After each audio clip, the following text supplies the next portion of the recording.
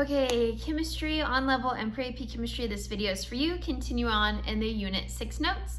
The last video that I did for Unit 6 notes, we learned how to calculate percent composition using a formula. This time we're going to learn how to calculate percent composition using sample data. So in reality, I go into the lab, I'm going to collect some samples and have data from those samples, and so from there I would use that. So essentially the same, just slightly different. But most of the steps are the same. There's 4 steps, and so we're going to divide the element mass by the total mass sample, and then step 2 would be multiply by 100, step 3 round, step 4 repeat. So 2, 3, and 4 are all the same. Step 1 is what's changing, so you're going to divide the element mass by the total mass sample. So just like previously how we took the individual mass of the element from the formula and divided it by the total molar mass, same concept, it's part over whole. So there's an example. It says a sample weighs 3.74 grams. It is analyzed to contain 1.1 grams carbon, 0.88 grams sulfur, and 1.76 grams oxygen. Calculate the percent composition. So we always start with our given, and we have a lot of givens here. So my givens in this case, would be my total weight, which would be 3.74 grams.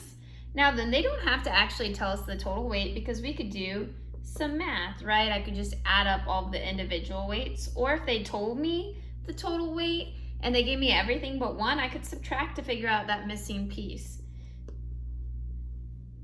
So I want y'all to realize that you can work it even if they don't give you all of this information, but they were very nice to us to give us everything. And just to double check, if we added all these together, they would be 3.74, which is what we want. So step 1, divide the element mass by the total mass sample. So in this case, I have my individual mass, and I'm going to divide it by the total mass sample, which it already told us is this. So I'm going to take each of these individual numbers, and I'm dividing them by 3.74. I should have color coordinated this for y'all, but I did not, and I do apologize. So this is step 1 right here.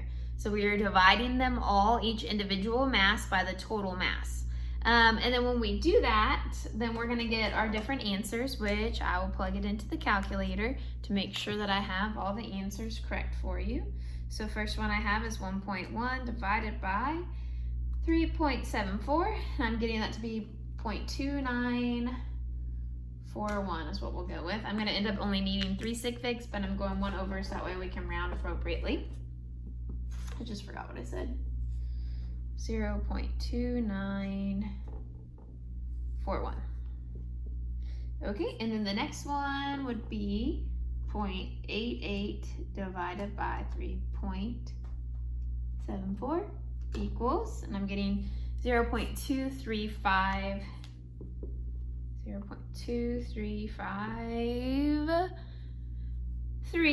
and then we have 1.76 divided by 3.74, and it is 0.4706.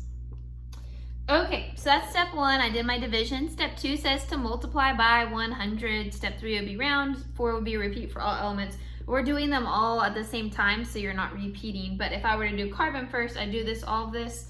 And then I would go through and I would repeat for sulfur, and then I'd go through. So we're going to multiply each of them by 100. And then I get this to be 29.4%. This one will be 23.5%. And this one will be 47.1%. So that means that the percent composition of this compound is this right here. And my check to make sure I did it correctly is if I add them all together, it should equal 100 or 99.99. So this is my work right here. So hopefully percent composition is starting to make some sense. That is how to do it from calculating sample data. My next video will be in mass calculations.